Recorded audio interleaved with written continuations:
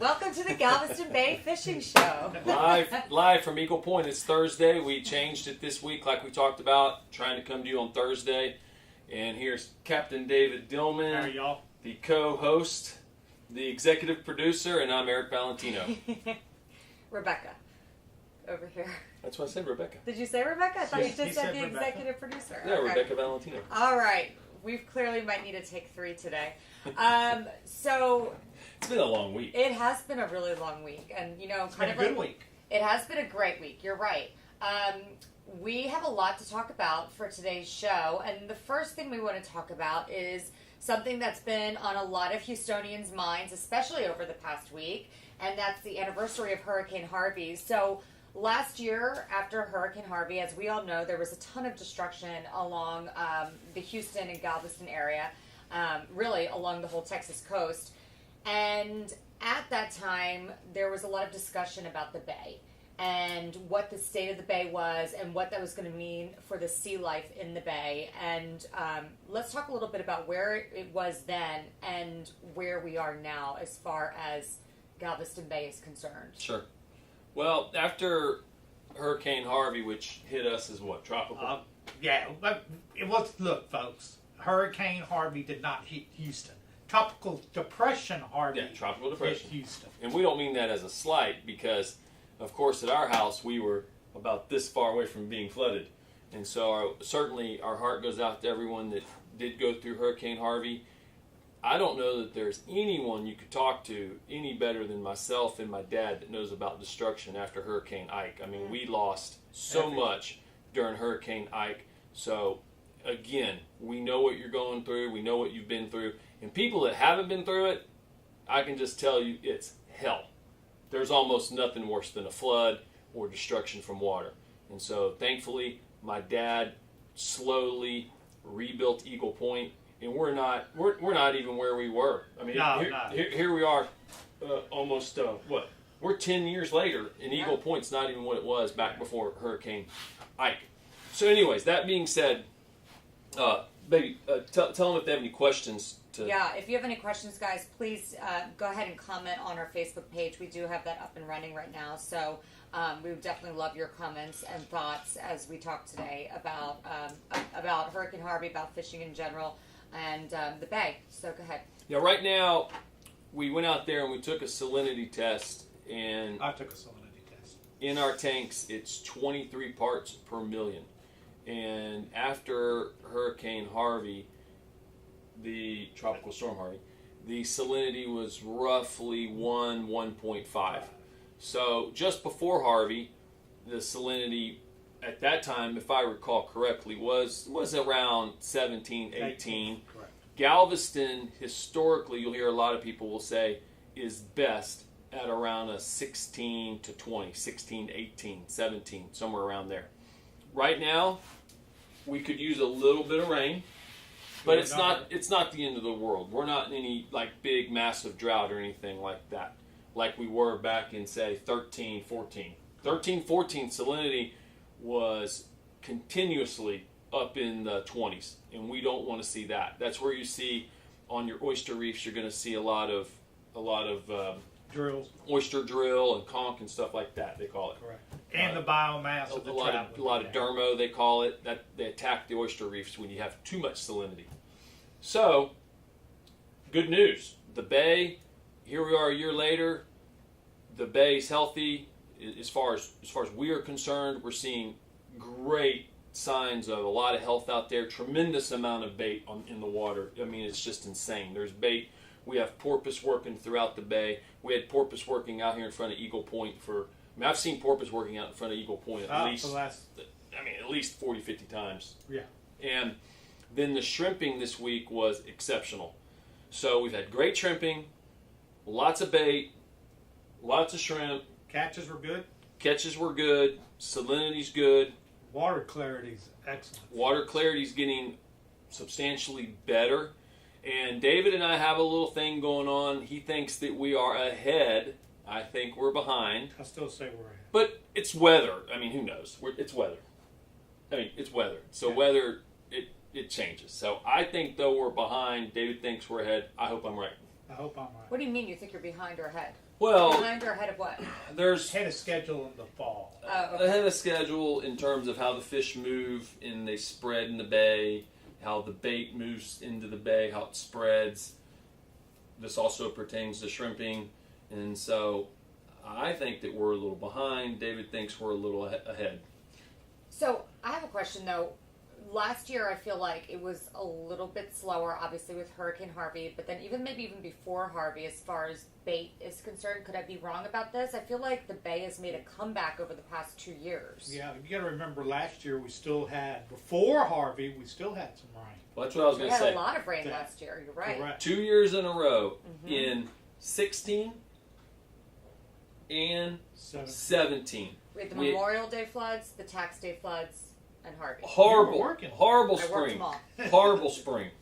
The 16 and 17, we had so much fresh water. It was tragic for fishing and harvesting the natural resource as regards to shrimp, croakers, and that sort of thing.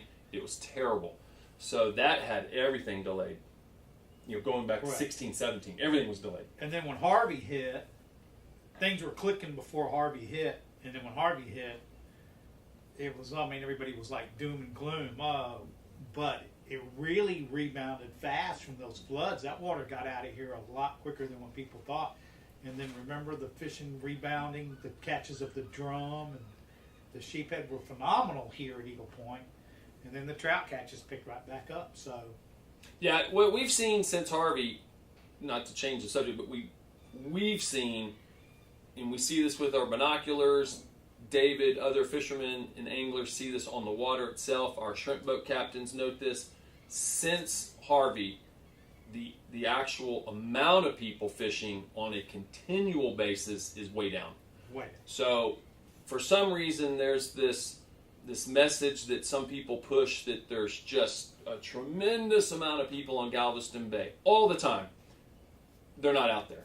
So, a lot of it had to do with Harvey and the travesty that took place. A lot of people are now starting to rebound. We have people that are just now putting their boats back in the water from Harvey Because they just now got back in their house. they just got back. So, Bay looks good. Salinity looks good. The Weather looking good. what do we want to call it? The bay, the natural resource in the bay's looking good. And then, of course, later we'll talk about oyster season as it comes and opens up in November. And hopefully that there's going to be good news there, hopefully. So if we're right now, as salinity goes, at a 23, are we looking to get rain so we have a good oyster season? Or are we kind of like solid and steady where we are right now? We would love a little bit of rain. A little bit of rain will not hurt anything. You want fresh water. Galveston Bay flourishes on fresh water. It's the fact that we're losing so much fresh water to Houston and the communities that have been built in Houston, west of Houston, north of Houston, the taking of the fresh water, the continual but gradual fresh water coming into Galveston Bay.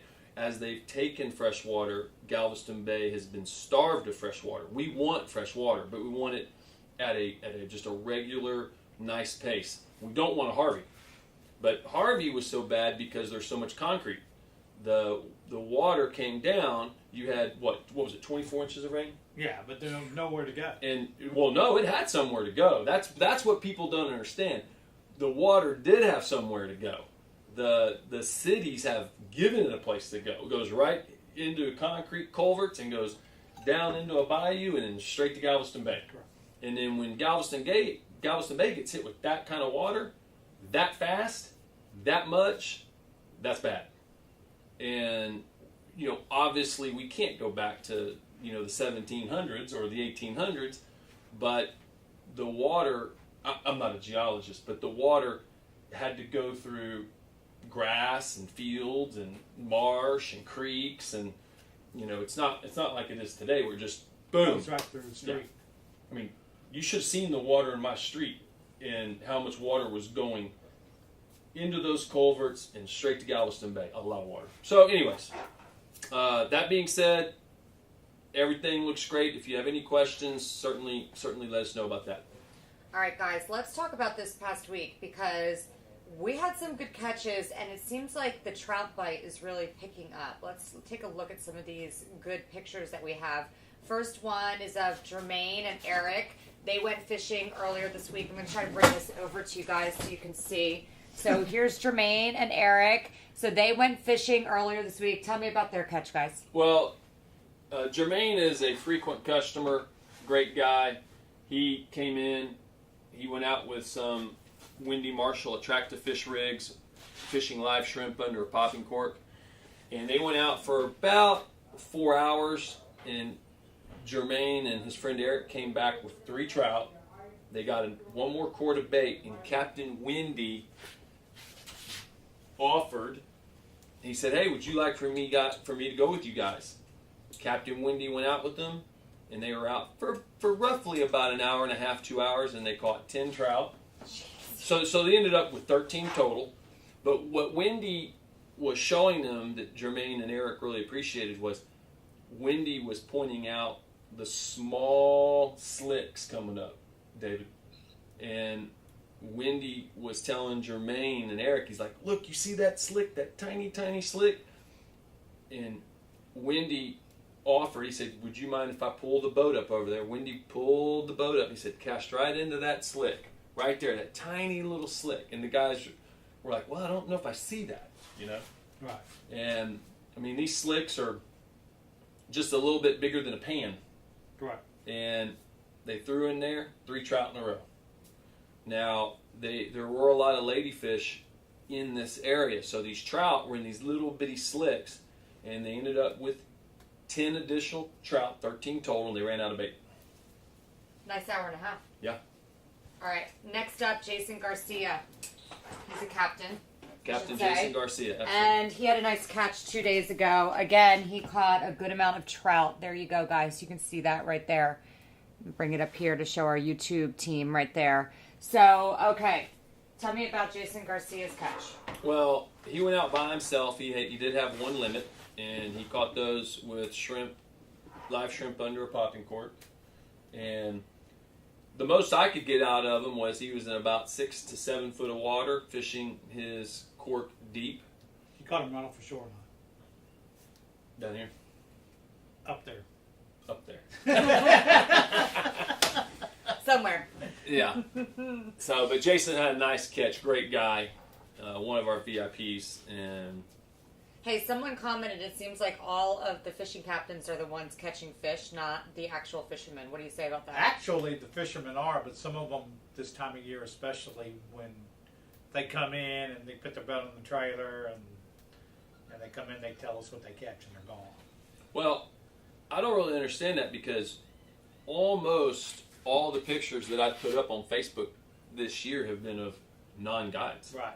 So if you take a closer look at the pictures that we're putting up on Facebook, I take a lot of pride in putting up pictures of our regular anglers, non-guides, and to honestly to boost everyone's confidence and also show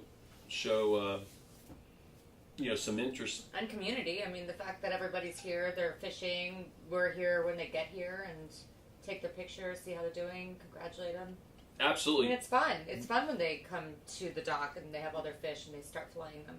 Our retail business is built on non-guides. So Yeah. there's no favoritism towards guides. We want non-guides down there with fish, and man, we get their pictures. Mm-hmm. I mean, I've been here plenty of times taking pictures and doing Facebook Lives Right. with a lot of folks. And I don't think ever, maybe no, once Jason Garcia. But the rest, they weren't guides. Mm-hmm. Okay, next picture, just one more. This does happen to be a captain. Captain Windy went fishing yesterday with his friend, Pat Flanagan. Tell us about that one, guys. Well, Wendy and Pat are fishing at the wells, and they also have caught fish along the spoil bank. And it's the same thing. They're fishing under a popping cork, an attractive fish Windy Marshall rig that Captain Windy actually makes himself. And They're fishing. deep. They're Fishing deep. about 7 foot deep. And they, like I said, they've been along the spoil bank in the first set of wells when you leave Eagle Point. a couple questions for you real quick. Hey, thank you guys for posting your questions, by the way, on the Facebook page. We really appreciate that. Somebody wants to know, Adam Perez wants to know, I hear you all post about wells. I'm just curious what those are and what is the best way to fish them. That's a great question, because we always just say the wells, and I didn't know what the wells were either until I married Eric. Correct. Well, on the east side of the channel, there are gas wells. These are old gas wells. Some of them work, some of them don't work. Basically the gas well provides structure for the trout. So when they build these gas wells, they put a shell bed around them to hold them in place, and then the shell starts to grow. So depending upon which way the tide runs across it is where the best shell is. And either you drift mine them, throwing a shrimp underneath the cork this time of year, or you anchor up and fish them. So some people will drift by them and make a couple drifts by them. If they catch a couple fish, they'll come back around on that third drift and then anchor up and try to catch them. So there are numerous wells throughout, especially here, right outside of Eagle Point, in the Mid-Bay area, and then back up in Trinity. Now, one of the things, Adam, one of the guys that I fished with a lot is he would say, look, let's see if the trout or redfish or drum, whatever it is you're hoping to catch. If you have the well, and you have, let's just say you have an incoming tide, and this tide is running through the pylons of the well. At the bottom of this well, a lot of the people will say there's structure. The structure could be in the way of the oyster bed, or the structure they could be referred to as just actually the legs on the well. But in any event, when the tide's running through, there are some anglers that will say, well, if the tide's running through the well like this, they always want to start, let's say, on the upward side. I don't know the right word, but on this side of the well. The current's running through the well, they're going to fish over here. And then there's other anglers that say, no. If the tide's running through the well like this, they've had better catches fishing on the back side of it, like this. But what I try to do, Adam, is I try to fish both sides. And if you do that, if the wind is down, no wind, then that's when you can get in there and not anchor. You do not have to anchor. You can try to fish this side drifting with shrimp, and then you can fish this side drifting with shrimp. And then if you don't get anything, you can then hop to the next well. That's what the old timers would call well hopping. And you can do that quickly. In that case, again, you do not set the anchor. Very low wind or no wind, you fish both sides and then go to the next well. Like David was saying, you anchor in other cases, especially if there's a hard wind, you'd want to anchor. And you just have to decide what's best with you. What are you most confident with? Fishing this side of the well and the current's running through it, or fishing the backside? I personally don't have a favorite. So I could not tell you one way or another that I have a favorite. David, I know you have a favorite. Because, after a while, you have your favorite wells, and you know what side those fish are going to be on that well. Based on the current. Based on the current and the way the structure is on that well. But that's a good point. Also, Adam, great point. There are some wells, and there's so many of them, Adam, I encourage you to fish. Are they labeled? Are they, how do you know? Well, they used to have numbers on them. They used to have numbers on them, yeah. There would be number one, so how do you know where they are? My well. Well, people just say, oh, I like this one well, and then that becomes Adam's well. Let's say, Adam, you get a well out there, you're successful. You're going to start calling that your well. And you're going to fish it you're going to fish it all the time. Like, I have a well I really like, and I love fishing that well. But I'm just confident that well, and like David said, I don't want to get off this. There are certain wells that the structure's really good on one side. And it seems like every time you go to that well, the fish are on that side of the well. In that case, when you go to that well, you do want to fish, obviously, that side. There's a couple wells we go to. The fish are always in the same spot. If they're not there, they're not there. Is it typically on the west side or the east side, or does it depend? Just depends on the well. That's what we're saying. It could be either side. But look, one of the things with the well fishing and well hopping is there's two scenarios. There's I'm going to go from well to well. That's what I like to do. The other scenario is I'm going to go sit at a well and I'm going to sit there for 2 or 3 hours. So I don't believe in that, Adam, myself. I mean, sometimes those people that sit 2 or 3 hours win. I know, I agree. Yeah. But that's just really tough. And look, I don't get a chance to fish just all the time. So I wish I did. But when I go, You're usually late. No, what I'm trying to tell Adam is when I get a chance to go, I'm probably a little Impatient. I'm probably a little less patient. No, I'm serious. patience is not it. I mean, we're answering Adam's question fully. We didn't want to get in this much detail, but when I go, I am probably less patient because I don't get a chance to go as much as I want. Right. You know, and so I'm like, man, let's go to another well. Anyways, Adam, let us know anything else you want us to talk about in regards to the well. You want to get pretty close to the well, though. All right, guys, let's talk about shrimp season. How's it going so far?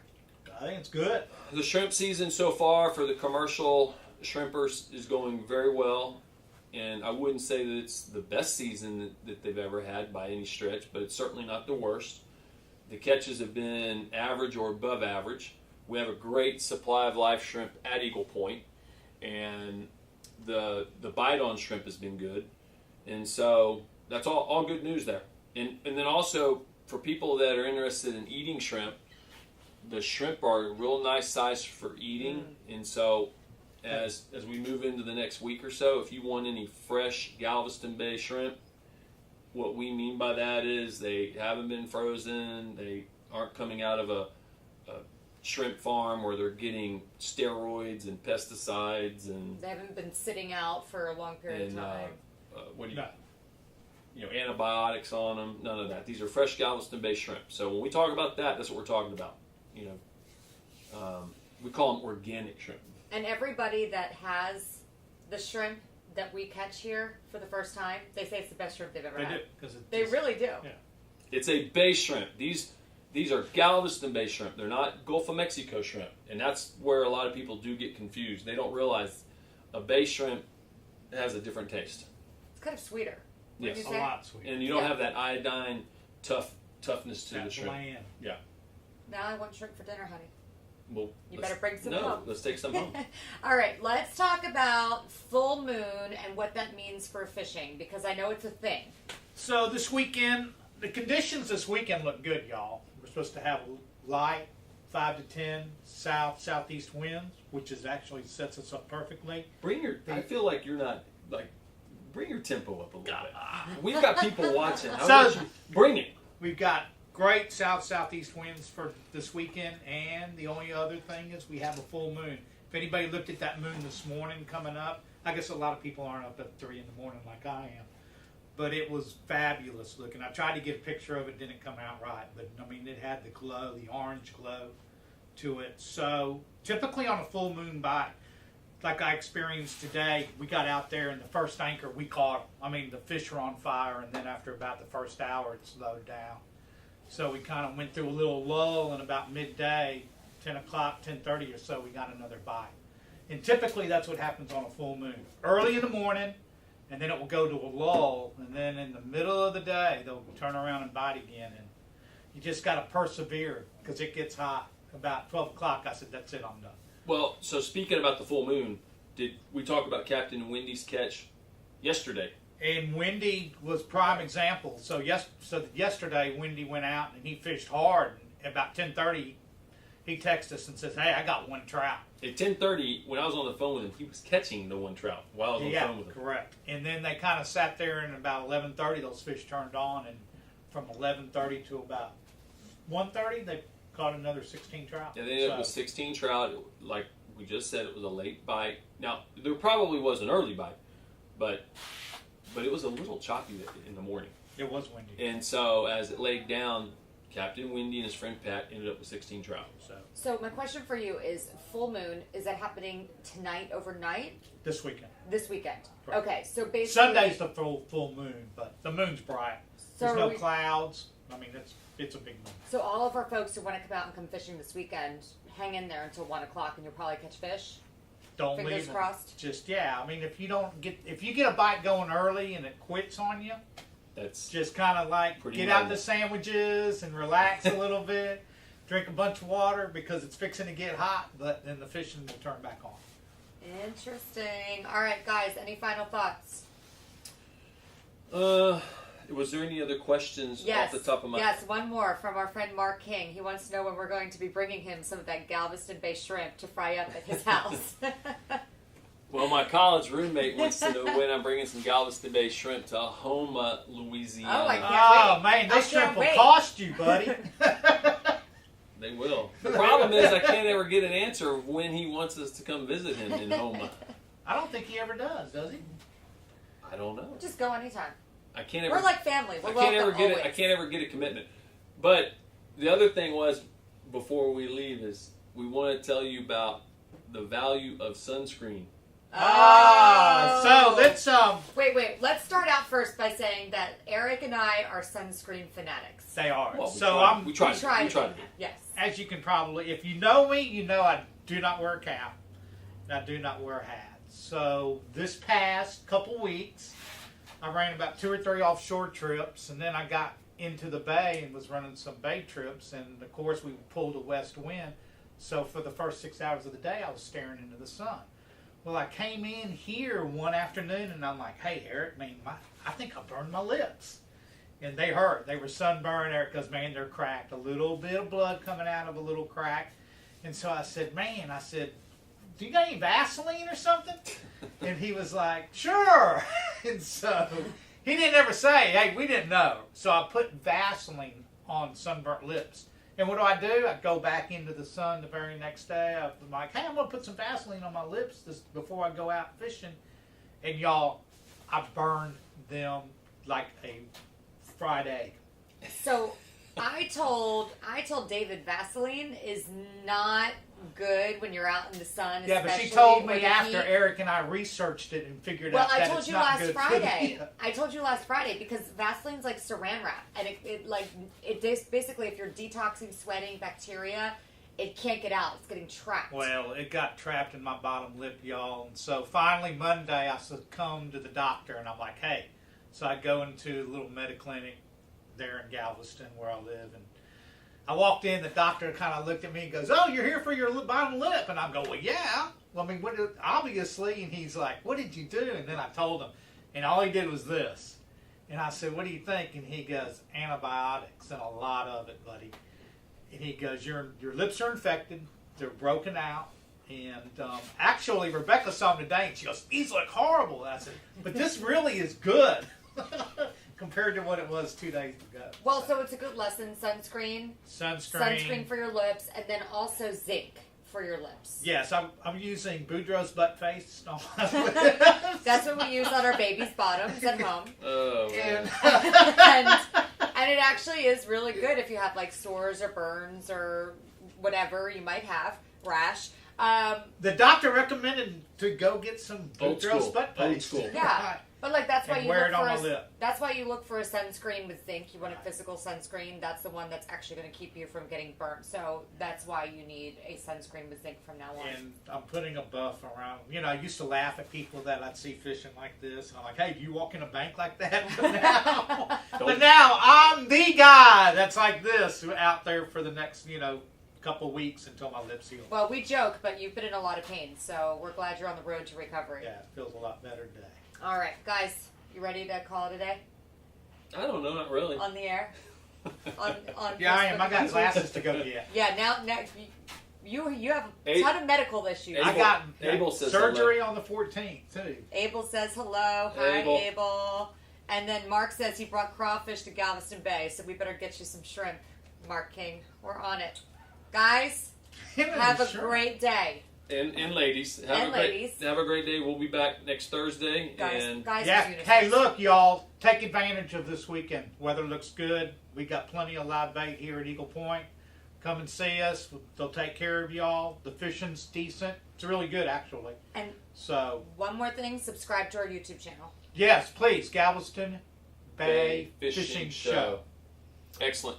Have a great weekend. Come see us. Bye-bye. Bye.